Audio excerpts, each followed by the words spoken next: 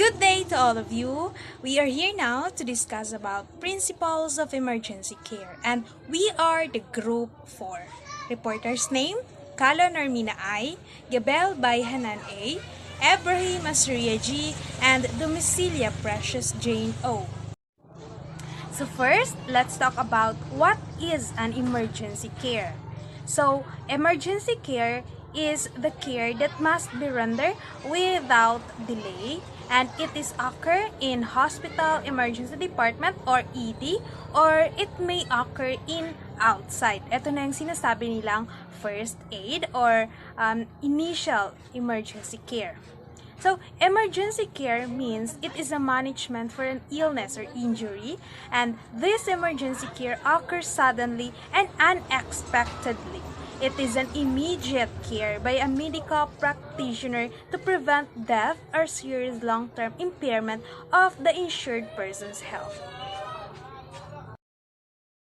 So, the aims of emergency care.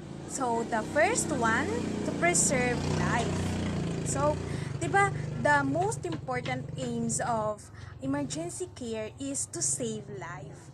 Kaya ka magbibigay ng emergency care kasi gusto mong matulungan yung tao na yun. Gusto mong matulungan yung pasyente na yun para maging stable yung health ng pasyente mo or yung tao na gusto mong tulungan. Second one, to prevent further injury or pain. So, as a healthcare provider, syempre kung magbibigay ng emergency care is alam mo yung hindi dapat at yung dapat gawin. Halimbawa, pag may neck injury yung patient na yun, is alam mo na hindi yun siya pwedeng i-move kasi pag i-move mo yun siya, it can cause na magkakaroon siya ng permanent spinal cord injury. And the last one, to promote recovery. So, di ba nga, the best or the most aims of emergency care is to save life and also to promote recovery. Kaya ka magbibigay ng emergency care para matulungan mo yung patient mo or para masave mo yung life ng tao na yon and para makarecover siya. First aid is the initial emergency care given immediately upon arrival at the scene to an ill or injured person. The first aider and people who are assisting should continue with assistance until the professional medical assistance takes over the care of the casualty. And also, the first aider should always make notes. So, the first aid is, ito na yung sinabi ko kanina, na it is an initial emergency care. And then, kapag ikaw yung naging first aider dun sa pasyente na yun or dun sa tao na yun na may injury or my illness, is you should continue with assistance until the professional medical assistance takes over the care of the casualty or that person or the patient. And also should always make notes or fill out the casualty report for any event attended. No matter how minor, proper records will help you to recall the incident if you are ever asked about it at a later stage. Treatment. It is the last step is actually provide care to the limits of the first aider's training, but never beyond. In some jurisdictions, you open yourself to liability if you attempt treatment beyond your level of training. Treatment should always be guided by the 3 P's. P, preserve life. P, prevent further injury. And P, promote recovery. So, in this time, dito ka na magpa-provide ng medical or care emergency. Dito ka na magbibigay ng support para ma-help mo yung tao na yun, ma-help mo yung pasyente mo to survive. Para ma-save mo yung life niya and ma-recover yung patient na yun. Good morning to each and everyone. Assalamualaikum warahmatullahi wabarakatuh. I am Hanan Abbas Gabel, and our topic is all about emergency care principle. Protection against further injury. No injured person should be moved if his or her life is not in danger.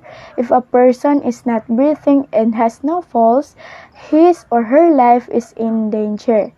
Ibig sabihin, we can move a person only when not injured and kapag ang buhay niya is not in danger. So, kapag yung tao is wala ng pulso or hindi na siya humihinga, ibig sabihin, nasa delikado na yung buhay ng taong yon. Knowing what to do is as important as knowing what not to do. Kasi halimbawa yung tao may neck injury and bigla mo na lang ginalaw, gi-move, then there's a possibility na it may lead to a permanent spinal cord injury or paralysis. So, in spite of all variety of injuries possible, several principles of first aid may apply to all emergencies. The very first is to call for professional medical help if that is possible. Kailangan ma-establish muna if ano yung possible dangers na present dun sa scene, dun sa place before mag-provide ng first aid. Preservation of life. In order to stay alive, all persons need to have an open airway, a clear passage where air can move in through the mouth or nose through the pharynx, part of the throat, and down into the lungs without obstruction. So, kasi conscious people will maintain their airway automatically, but those who are unconscious may be unable to have a patent airway as the part of the brain which automatically controls breathing in normal situation may not be functioning. So, if the patient was breathing, ang gagawin ng first aider is would normally place them in the recovery position. Yung patient is naka-lean on sa other side nila, which also has the effect of clearing the tongue from the pharynx. So, if the patient naman is not breathing or hindi na humihinga, such as agonal breathing, ang pinaka pwedeng gawin ng first aider is to undertake the CPR or the cardiopulmonary resuscitation. Hi ma'am, hi everyone. My name is Asraya Du Ibrahim. So, I'm here to present my part in this presentation, which is the urgent and the non-urgent. So, itong urgent at saka non-urgent nito is one of the principles of emergency care na which is napaloob siya doon sa three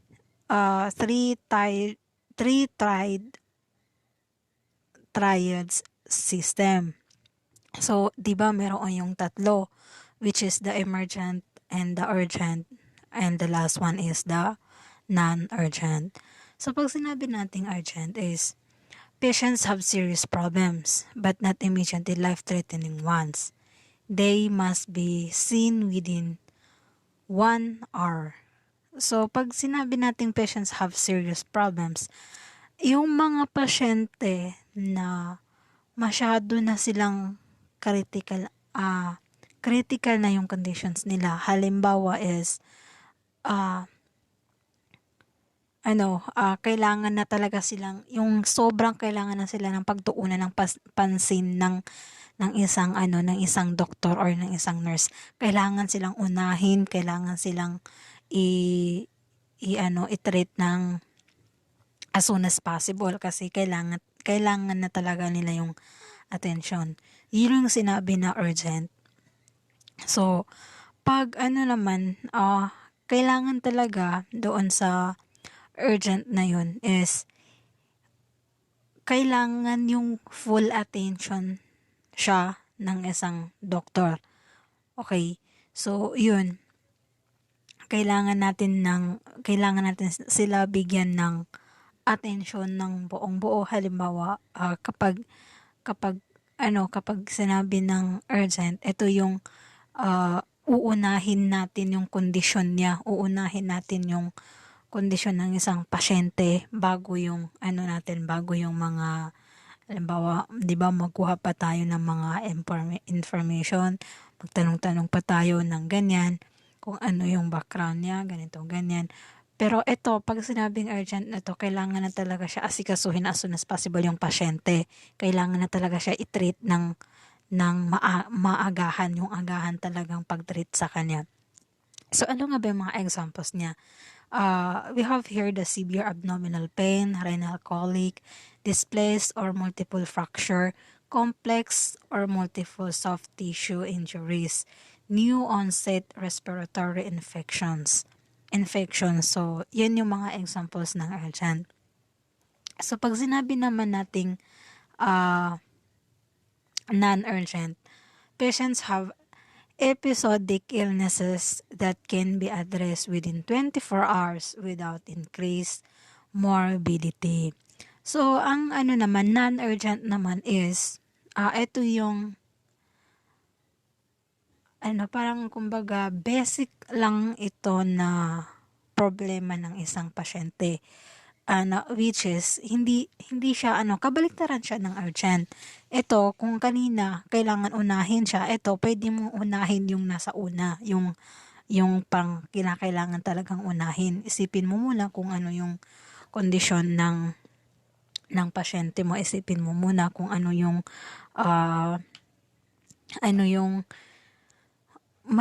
kung saan ang mas malala yung sa halimbawa, ito, may dumating na 2 pasyente na magaiba ng nireklamo. So, bilang ikaw, isang staff, timbangin mo kung ano yung mas